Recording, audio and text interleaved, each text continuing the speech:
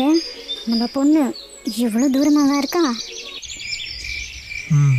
ஆமாம் சுமதி. என்னை மன்னிச்சிடுங்க, என்னால் தான். பாவம் பிள்ளை கஷ்டப்படுறான். இனி அவளை நான் கஷ்டப்படவே விட மாட்டேன். நல்லா பார்த்துக்கிறேன். நீ பார் சுமதி, அவள் வர விருப்பப்பட்ட மட்டும்தான் நான் அவளை கூப்பிட்டுன்னு போவேன். நீ ரொம்ப வற்புறுத்தாத.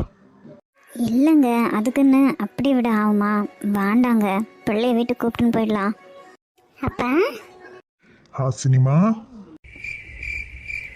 என்ன இவங்க வந்திருக்காங்க? என்ன விஷயம்? மறுபடியும் ஏதாச்சும் பிரச்சனையா? ஹாசினிமா, எப்படி இருக்க? நல்லா இருக்கியா? நல்லா இருக்கேன் சித்தி. அப்பா, என்ன விஷயம்ப்பா?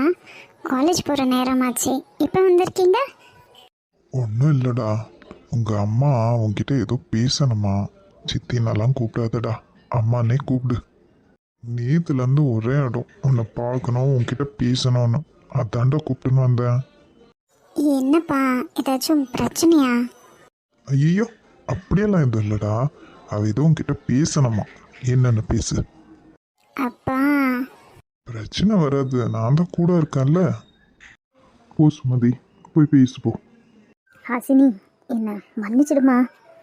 இந்த அம்மா உன்கிட்ட அம்மாவை நடந்துக்காம சித்தியாக நடந்துக்கிட்டேன். என்னை மன்னிச்சிடு. நீ வீட்டுக்கு வந்துடு, வீட்டிலேருந்தே படிக்குவ, இங்கெல்லாம் வேண்டாம். என்ன ஹாசினி யோசிக்கிற? வீட்டுக்கு கூப்பிட்டுன்னு போய் மறுபடியும் உன்னை கொடுமைப்படுத்துவேன்னா? என்னை மன்னிச்சிடு ஹாசினி. இனிமேல் நான் அப்படியெல்லாம் எதுவும் பண்ண மாட்டேன். ஏதோ புத்தி கெட்டு போய் எங்கள் அம்மா என் தம்பி பேச்செல்லாம் கேட்டு அப்படி பண்ணிட்டேன். இனி அவங்கள யாரையுமே நான் வீட்டு பக்கம் கூட சேர்க்க மாட்டேன். உனக்கு விருப்பம் இல்லாத எதையும் நான் பண்ண மாட்டேன். நீ இல்லாத இந்த நாளில் உன்னை நல்லா புரிஞ்சுக்கிட்டேன். நீ இல்லைன்னா எனக்கு ஒன்றுமே இல்லை ஹாசினி. என் அம்மான்னு கூப்பிட்ட ஆள் நீ தான். இதெல்லாம் நான் நினச்சி பார்க்காம சுயநலமாக நடந்துக்கிட்டேன். ப்ளீஸ் ஹாசினி, வீட்டுக்கு வந்துடுடா. இல்லை வேண்டா சித்தி. சித்தின்னு மட்டும் கூப்பிட்றாத, அம்மானே கூப்பிடு. இல்லைனா என் பேர் வச்சு கூட கூப்பிட்ரு, சித்தின்னு மட்டும் கூப்பிட்றாத. ஐயோ அம்மா, என்ன உங்களை போய் பேர் வச்சு கூப்பிட சொல்கிறீங்க? நீங்கள் எவ்வளவு பெரியவங்க, நான் சின்ன பொண்ணு. உங்களை போய் நான் இங்கேயே இருந்துக்கிறேனே, இங்கே நல்லா இருக்குமா எனக்கு? நான் தான் சொல்கிறேன் இல்லை, இனி வீட்டில் நான் உன்னை எந்த தொந்தரவும் பண்ண மாட்டேன். எதுவுமே இல்லை, உன் இஷ்டத்துக்கு நீ இருக்கலாம். வீட்டில் நானே வேலை செஞ்சுக்கிறேன், இல்லைனா ஆளை கூட போடலாம். நீ வீட்டுக்கு வந்துடு ஹாசினி. நீ நினச்ச மாதிரியே படி, நீ சந்தோஷமாக இரு. இவ்வளவு நாள் நீ தொலைச்ச சந்தோஷத்தெல்லாம் இனி நீ நல்லா அனுபவிக்கணும். வீட்டுக்கு வந்துடு ஹாசினி, வரமாட்டேன்னு மட்டும் சொல்லாத. இல்லைம்மா, அது அப்பனா நீ என்னை மன்னிக்கல, அப்படி தானே? ஐயோ, மன்னிக்கிறதுக்கு என்ன இருக்குது? அப்படியெல்லாம் எதுவும் இல்லை. என்னை மன்னிச்சிடு ஹாசினி, வேணும்னா உன் காலில் விழுறேன் நான். ஐயோ அம்மா, என்ன பண்ணுறீங்க? எனக்கு இதை விட்டால் வேறு வழி தெரியல ஹாசினி. உன் காலில் கூட விழுறேன். வா, வீட்டுக்கு போகலாம், வா, இங்கே இருக்காது. சரிம்மா, நீங்கள் ஏஞ்சிருங்கம்மா. எல்லாரும் நம்மள தான் ஒரு மாதிரியாக பார்க்குறாங்க. நீ வருவேன்னு சொல்லு. ஐயோ, நான் வரேன், ஏஞ்சிருங்க. அப்பா, என்னப்பா, அவங்க போய் என் காலில் விழுறாங்க, நீங்கள் பார்த்து அப்படியே நிற்கிறீங்க. ஏம்மா எனக்கு இவ்வளோ சங்கடத்தை கொடுக்குறீங்க? நீ வாமா, வீட்டுக்கு போகலாம்.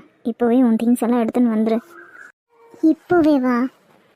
ஆமாடா ஹாசினி, வந்துருமா.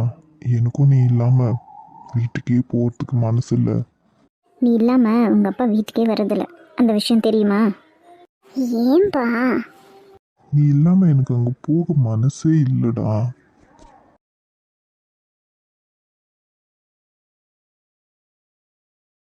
சரி, நான் என் கிளாஸை முடிச்சுட்டு அப்படியே ரூமை வெக்கேட் பண்ணி சாயங்காலமாக வரேன். உன்னை நம்ப முடியாது, நீ நம்ம கூடவே வா. ஐயோ அம்மா, புரிஞ்சுக்கோங்க, எனக்கு கிளாஸ் இருக்குது, கிளாஸுக்கு டைம் ஆச்சு. நீங்கள் போங்க, நான் கண்டிப்பாக வரேன். ஈவினிங் கண்டிப்பாக வரணும். கண்டிப்பாக வரேம்மா. ஹாசினி, கிளாஸ் முடிஞ்ச உடனே நீ எனக்கு ஃபோன் பண்ணுடா, நான் வரேன். சரிங்கப்பா. சுமதி, என்ன நீ? நான் கொஞ்சம் கூட எதிர்பார்க்கல. ஹாசினி காலிலேயே விழுந்துட்ட, ஏன் அப்படி பண்ண? இல்லைங்க, நான் எவ்வளோ பெரிய தப்பு பண்ணியிருக்கேன்னு இப்போ தான் எனக்கு புரியுது. ஒரு வயசு பொண்ணை வீட்டில் இருக்க விடாத மாதிரி பண்ணிட்டேன். தப்பு தானே? உனக்குள்ள இவ்வளோ மாற்றமா? இது நிஜம்தானே? என்னையும் என் பொண்ணு ஏமாத்திட மாட்டியே? இல்லைங்க, நீங்கள் இன்னும் என்னை நம்பலையா? நீங்களே என்னை நம்பலனா நம்ம பொண்ணு மட்டும் எப்படி என்னை நம்புவா? இல்லை சுமதி, நாங்கள் வாங்கின அடி அந்த மாதிரி. நீங்கள் சொல்கிறதும் சரிதான். நான் அவ்வளோ மோசமாக நடந்துக்கிட்டு இருக்கேன். என்னை மன்னிச்சிடுங்க. இனி இப்படி நான் ஒரு நாளும் நடந்துக்க மாட்டேன். நம்ம பொண்ணை நல்லா பார்த்துக்குவேன். அவளுக்கு என்ன தேவையோ எல்லாமே பண்ணி கொடுக்குவேன். நீங்கள் முழுசாக என்னை நம்பலாம். உன்னோட தம்பி? அதான் சொல்லிட்டேன் இல்லைங்க, அவங்க யாரையும் நான் வீட்டு பக்கம் கூட சேர்க்க மாட்டேன். ஹாசினி யாரை விருப்பப்படுறாளோ அவனுக்கே கட்டி வைக்கலாம். சரி சுமதி, ரொம்ப நாளைக்கு அப்புறம் இன்னைக்கு தான் சந்தோஷமா இருக்கு, மன நிறைவா இருக்கு.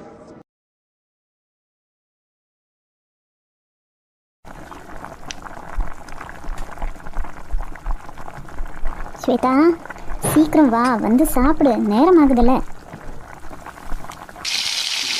தோசை ஊற்றி வச்சிருக்கேன், ஆறி போகுது. ஸ்வேதா, சீக்கிரமா வா.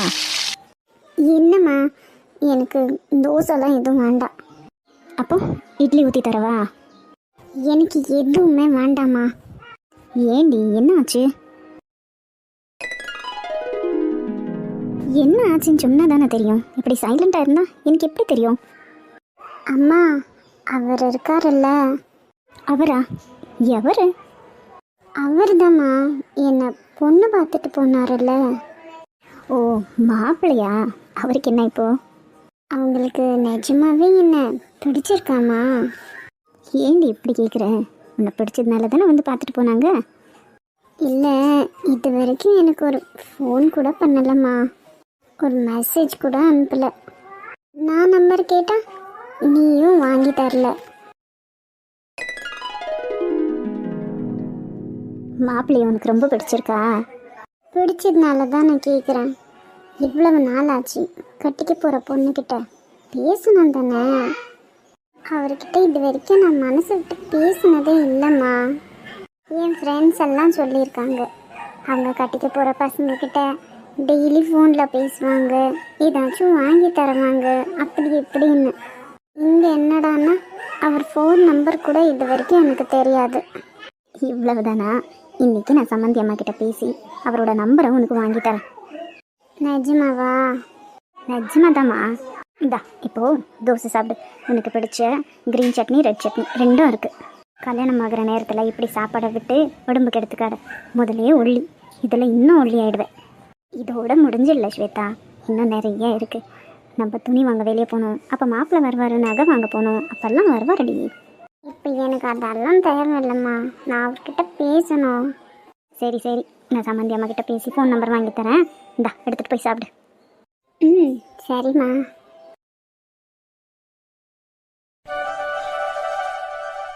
அம்மா, என்னங்கம்மா இவ்வளோ சீக்கிரம் எழுந்துட்டு இருக்கீங்க? காலையில் போட வேண்டிய மாத்திரை போட்டிங்களா? போட்டேன்ப்பா. கிருத்திகா இன்னைக்கு வந்துடுவா தானே? தெரியலையம்மா, கிருஷ்ண தான் கேட்கணும். கிருஷ் இன்னும் ஏஞ்சிக்கலையாப்பா? இல்லைம்மா.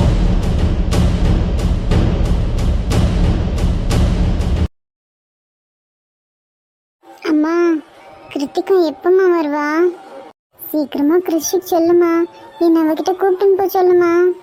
இங்கே பாரு, என் பேரனுக்கு எந்த நேரத்தில் என்ன செய்யணும்னு தெரியும். நீ ஒன்றும் சொல்ல தேவையில்லை. ரொம்ப தான் பொண்ணு மேலே பாசம் இருக்கிற மாதிரி நடிக்காத. அம்மா, சி, வாய மூடு. அம்மா என்ன அப்படியே அரைஞ்சிருவேன், பார்த்துக்கோ. பண்ணுறதெல்லாம் பண்ணிட்டு ஒன்றும் தெரியாத மாதிரி நிற்கிறேன். உனக்கெல்லாம் அம்மா என்னை மன்னிச்சிடுமா. இங்கே பாரு அருணா, நான் உன் மேலே சரியான கோவத்தில் இருக்கிறேன். என் கண்ணு முன்னாடி நிற்காம போயிடு. கிரிஷ் எந்த டைமுக்கு கூப்பிட்டுன்னு வரானோ அப்போ உன் பொண்ணை பார்த்துக்கோ. அது வரைக்கும் எங்கள் யார் முன்னாடியும் வந்து தொலைச்சிடாத. அண்ணா. ஏ அருணா. என்னங்க? என்னடி, எப்பவுமே நான் அடித்தவொன்னே தான் அழுவ, இன்னைக்கு என்ன பேர் கூப்பிட்டவொன்னா அழுவுற? எங்க என்னை மன்னிச்சிடுங்க, நான் தெரியாம செஞ்சிட்டேன். உன்கிட்ட இனி மனுஷன் பேசுவானா? அத்தை, இனி உங்கள் பொண்ணுக்கும் எனக்கும் எந்த சம்மந்தமும் இல்லை. நான் டைவர்ஸ்க்கு அப்ளை பண்ணுறேன், சைன் பண்ணி கொடுக்க சொல்லுங்க. அப்படியே என் பொண்ணை என் கூடவே அனுப்பி வச்சிடுங்க. மாப்பிள்ள என்ன மாப்பிள்ள இப்படி எடுத்தோம் கவுத்தோன்னா வாழ்க்கை அவ்வளவுதான் மாப்பிள்ள. என் வாழ்க்கையை அவ்வளவுதான் அத்தை. இனி நான் இவ கூட ஒரு நிமிஷம் கூட வாழ மாட்டேன். என்னென்ன ஆச்சுன்னு கிருஷ்மாப்பில் எல்லாமே ராத்திரி எனக்கு ஃபோன் பண்ணி சொல்லிட்டாரு. நீங்களே சொல்லுங்க, இந்த மாதிரி ஒருத்தி கூட என்னால் எப்படி குடும்பம் நடத்த முடியும்? ஏதோ என் பொண்ணுக்காக நான் எத்தனை நாள் சகிச்சுக்கிட்டேன். இப்போ என் பொண்ணுக்கே ஆபத்துன்றப்போ நான் இன்னும் யாருக்காக சகிச்சுக்கணும்? என் பொண்ணு நல்ல பொண்ணு தான், இவ தான் அவளை கெடுத்து வச்சிருக்கா. இனி நான் இவகிட்ட அவளை விட மாட்டேன் அத்தை. என்னால் என் பொண்ணை தனியாகவே பார்த்துக்க முடியும்.